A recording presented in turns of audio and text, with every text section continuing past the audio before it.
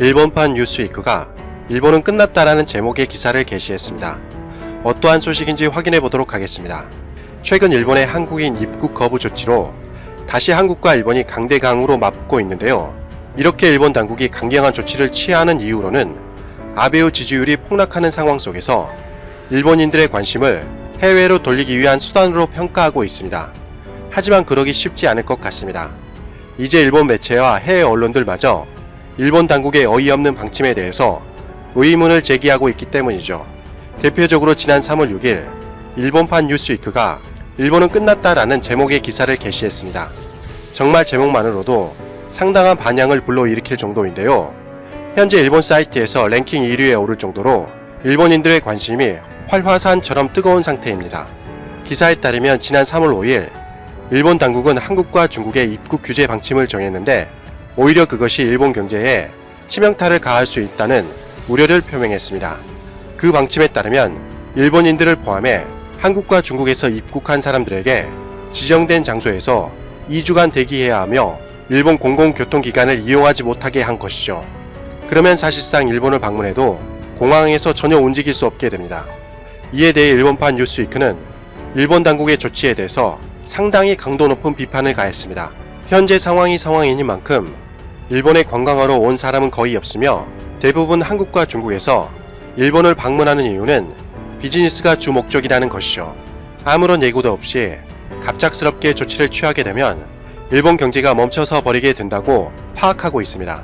더군다나 일본인들마저 사실상 귀국하지 못하게 막음으로써 자국의 국민들마저 위기 상태에 처하는 결과를 낳았다는 것이죠.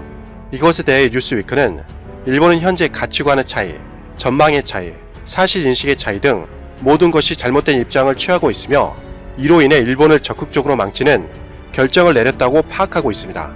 기사에서는 왜 이렇게 되었을까에 대해서 분석하고 있는데요. 이것은 아베만의 개인적인 잘못이 아니라고 꼬집었습니다. 왜냐하면 아베 총리를 포함한 일본 관료들 전체의 잘못으로 분석하기 때문이죠.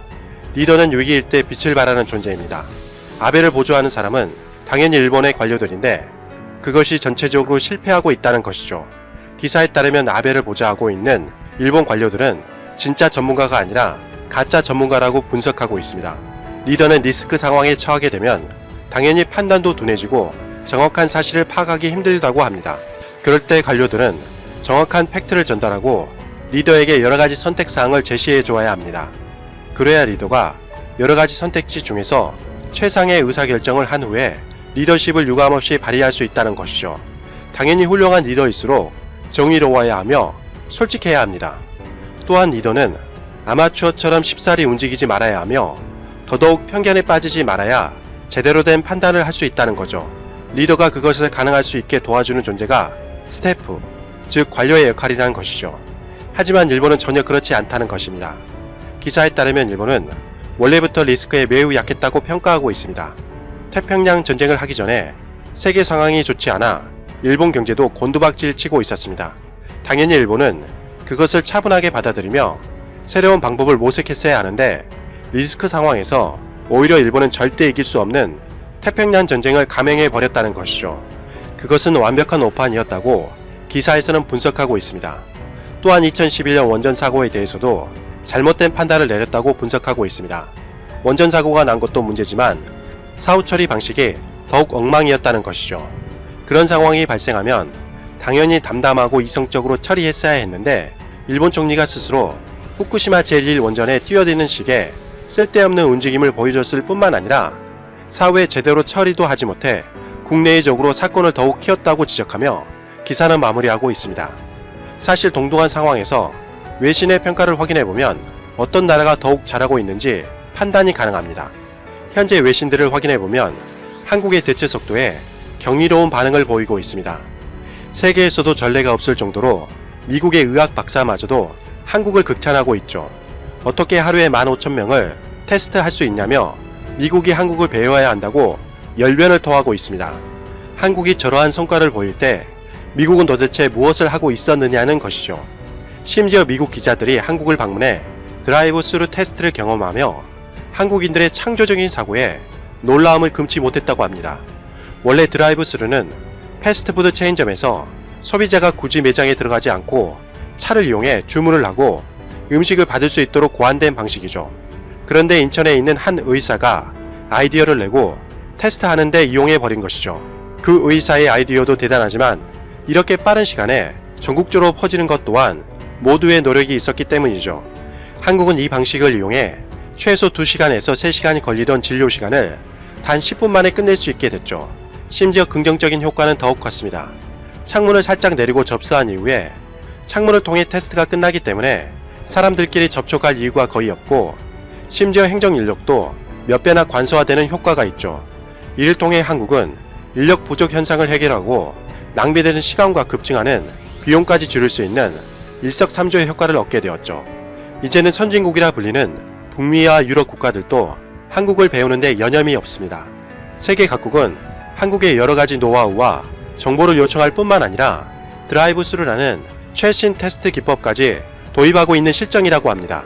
그러나 외신들은 한국과 달리 일본에 대해서는 의심의 눈초리를 보내고 있다고 합니다. 일본 당국은 하루 3,800건의 테스트가 가능하지만 실제로는 하루에 겨우 900건 테스트를 하는 것에 그치고 있죠. 심지어 일본은 정보를 투명하게 공개하지도 않고 숨기기에 급급할 뿐만 아니라 상황 인식도 매우 안이하다고 보고 있습니다. 또한 외신들은 현재 일본의 상황은 빙산의 일각에 불과할 것이라고 보도하며 갑작스레 일본은 패닉 상태에 빠질 수 있다고 경고하고 있습니다. 일본은 한국에 비해서 대처 능력이 훨씬 떨어진다는 것을 확인할 수 있는 대목입니다.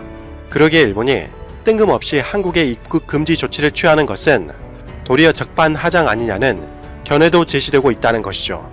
외신들의 평가를 보면 얼마나 한국이 대단한지 알 것 같습니다. 이상 가치왕 채널이었습니다. 항상 시청해주셔서 진심으로 고맙습니다. 시청자님들 항상 건강하시고 복 많이 받으세요. 한국 참 많이 발전했죠. 과거 세계로부터 도움을 받던 한국은 점점 다른 국가들과 어깨를 나란히 할 정도로 성장을 거듭했고 이제는 다른 국가들에게 도움을 줄 정도로 성장했습니다. 나아가 최근 세계 7대 선진국인 G7과도 비슷한 대우를 받기 시작하는 단계까지 올라왔습니다. 1962년 당시 한국의 1인당 소득은 10만원에 불과했습니다. 한 달 소득이 아닙니다. 당시 1년 소득을 말하는 것입니다. 1953년 한국 전쟁의 휴전으로 인해 한국은 다시 평화를 되찾는 듯 했지만 우리에게 남겨진 현실은 엄청난 전쟁의 후유증이었죠. 기존에 얼마 되지 않던 산업시설과 인프라까지 처참히 붕괴된 상태였고 사람들은 굶주림과 가난에 허덕이는 눈물겨운 상황의 연속이었습니다. 세계의 많은 사람들은 한국과 이를 재건하려면 100년 이상 걸릴 것이라며 그것도 재건일 뿐이지 국가다운 국가로 거듭날 것이라고 생각하는 사람들은 거의 없던 분위기였습니다. 이에 대해 당시 미국을 포함한 해외 국가들로부터 원조를 받기 시작했고 그 규모는 23억 달러가 넘는 엄청난 규모에 해당하게 됩니다. 이를 발판 삼아 한국은 조금씩 회복을 해나가기 시작합니다. 그리고 한국은 세계의 놀라운 반응을 하나하나 만들어 나갑니다. 1970년 수출 10억 달러를 넘기고 그로부터 7년 후인 1977년 10배에 해당하는 수출 100억 달러를 돌파하게 된 것입니다. 또한 2011년에는 수출액이 5,500달러를 넘어서며 이탈리아를 넘어섰죠. 당시 이탈리아와 프랑스의 언론들은 한국의 수출 총액이 이탈리아와 프랑스를 뛰어넘었다라고 연일 헤드라인 기사로 보도하며 놀라움을 감추지 못했죠. 1970년부터 30년 동안 한국이 세계 197개국 가운데 가장 높은 경제적 성장률을 기록했다는 세계은행의 기록은 세계 성장률 1위라는 기록을 만들어냈으며 빈국이었던 한국은 50년 만에 경제 규모를 11,000배 넘게 성장시켰습니다. 2020년 한국은 세계의 핵심 영역 등에서 최고를 달리고 있습니다.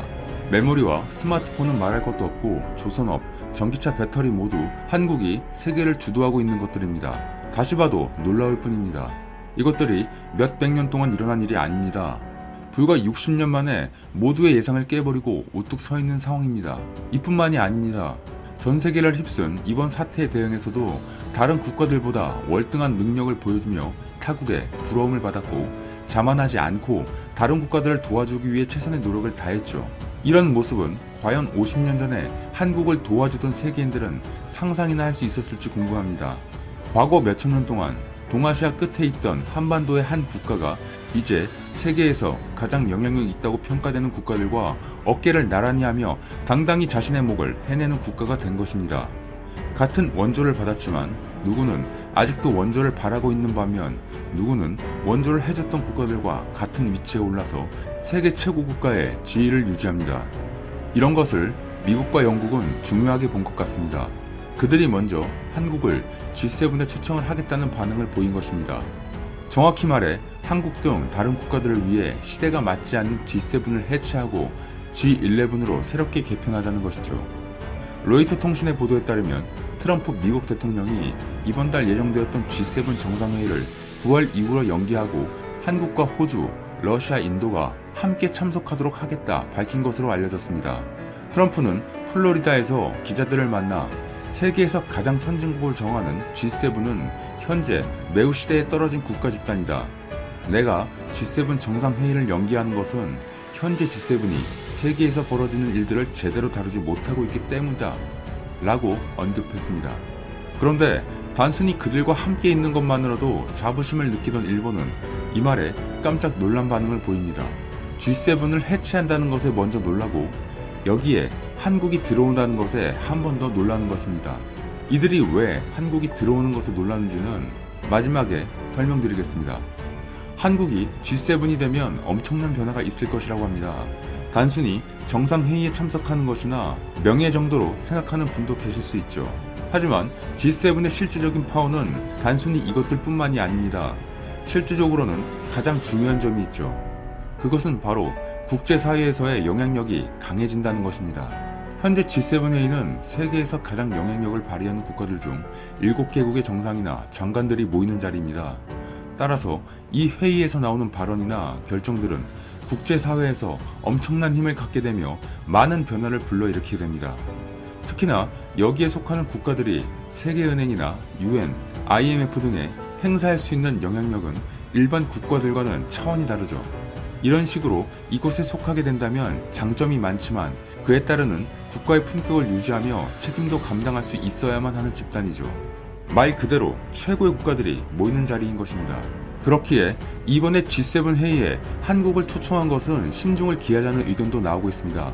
한국이 G7에 참여하는 것을 국제적 위상으로만 생각하면 여러모로 세계 최고의 자리에 있는 한국은 충분히 가능할 수 있으나 미국의 의도가 단지 중국을 견제하기 위한 것에 불과하며 이를 위해 억지로 한국 등을 참여하도록 강요한다면 이는 또 다른 문제가 발생할 수 있다는 것입니다. 물론 트럼프 대통령이 이번 G7에 다른 국가들을 초청한 이유는 있을 겁니다. 여러 가지 상황을 분석해 봤을 때 미국은 중국을 견제하기 위해 이런 방법을 사용하는 것으로 보입니다. 이것들을 위해 자료들을 종합해 봤습니다. 그런데 중국을 제외하고 한국, 호주, 인도를 초대하는 것은 이해가 되었지만 러시아까지 초대한 것으로 봤을 때 이는 중국을 고립시키기 위한 전략으로 볼 여지가 있습니다. 중국과 어떤 식으로든 결판을 내고 싶은 상황일 겁니다. 미국 입장에서는 타국을 자신의 편으로 이끌어들이는 것으로 G7을 변형한 G11으로 만드는 것만큼 좋은 것은 없어 보이기 때문입니다. 또한 한국의 입장에서 신중을 기해야 하는 것은 이전 영상에서도 언급한 한국의 미국과 중국 사이에서 전략적 모호성을 이용하는 부분을 더 이상 사용할 수 없을 수도 있다는 것도 중요합니다. 일단 G7에 들어가게 된다면 미국과 하나의 편에 선다는 것으로 중국에게 비춰질 가능성이 큰 것이죠. 트럼프 대통령은 G7을 분해해서 다시 조작하더라도 본인들의 동맹국들을 불러 모으고 싶다는 의도가 보이는 것으로 판단됩니다. 또한 한국이 여러 가지를 해결하고 가입이 될 요건을 갖췄다 하더라도 넘어야 할 산이 있습니다. 바로 일본입니다. G7에는 룰이 있는데 모든 회원국 전원의 동의가 필요한 가입 조건입니다. 이미 G7에 해당하는 일본은 한국의 G7 가입을 반대할 것이 거의 확실시되고 있습니다.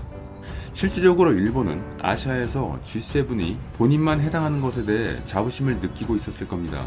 일본 본인이 세계 최고의 국가들과 동급이라고 생각하며 아시아 대표라는 인식도 강했을 겁니다. 그런데 지금까지 자신보다 밑이라고 생각했던 한국이 무섭게 치고 올라와서 이제는 아시아에서 자신을 위협하는 위치에 온 것도 모자라 자신만의 영역인 줄 알았던 G7에 들어온다는 것을 쉽게 인정하기는 힘들 것입니다. 이것이 솔직한 일본인들의 심리 같습니다. 이번 G7 한국 참여 상황과 관련해 일본의 각종 커뮤니티나 SNS에 올라온 글들은 보기 참담할 정도로 심각했습니다. 누군가의 위에 존재했었는데 이제 그들과 동급이 된다는 것을 일본인들은 누구보다 인정 못하는 민족이죠. 이래서인지 일본은 유독 한국을 제외한 다른 아시아 국가들에게 관대했습니다. 그들은 일본에게 위협이 되지 않기 때문에 한국을 견제하기 위해 오히려 자신의 편으로 만들려는 의도가 보이는 부분이었습니다. 이번 일본의 입국 허가 문제에서도 세계적으로 인정을 받으며 가장 가까운 한국은 입국을 막았으면서 베트남이나 대만 그리고 멀고도 먼 뉴질랜드 등은 입국을 허락해줍니다. 참 어이가 없기도 하면서 일본이 대놓고 이런 방식을 고집하는 것에 대해 한국의 입장에서 그만한 대가를 치르게 해줘야 된다고 생각이 듭니다. 이런 일본인데 한국이 G7에 참여할 수 있는 상황을 인정할 것이라는 생각이 들지 않는군요. 분명한 것은 이러한 일본의 반대 움직임에도 한국의 국제적 위상은 이미 충분히 상승해 있다는 것입니다. 기존의 G7 국가들과 비교해도 상위권에 위치할 정도로 이미 인정을 받고 있는 것이죠. 전 세계를 휩쓴 이번 사태에 대한 대응과 이를 위해 국제적, 사회적으로 헌신한 다양한 행동과 정신은 말할 것도 없고 올해 1분기 G7 국가들의 GDP 성장률을 비교해봐도 미국, 영국, 프랑스, 일본 등이 최악의 마이너스 성장을 한 반면 한국은 유일하게 1%가 넘는 성장을 보여줍니다. 현재 상황에서 바람이 있다면 G7에 속한 국가들의 판단이 한국의 위상에 걸맞게 충분히 가치 있는 행동을 보여주는 선택이 되었으면 하는 바람입니다. 그리고 한국도 G7 여부와 상관없이 지금까지 해온 대로 우리가 가야 할 길을 묵묵히 걸어나가며 실리를 챙길 수 있는 선택과 행동을 해야 할 것입니다. 한국이 더 좋은 결정을 하기를 기대합니다. 이상 이슈트래커였습니다.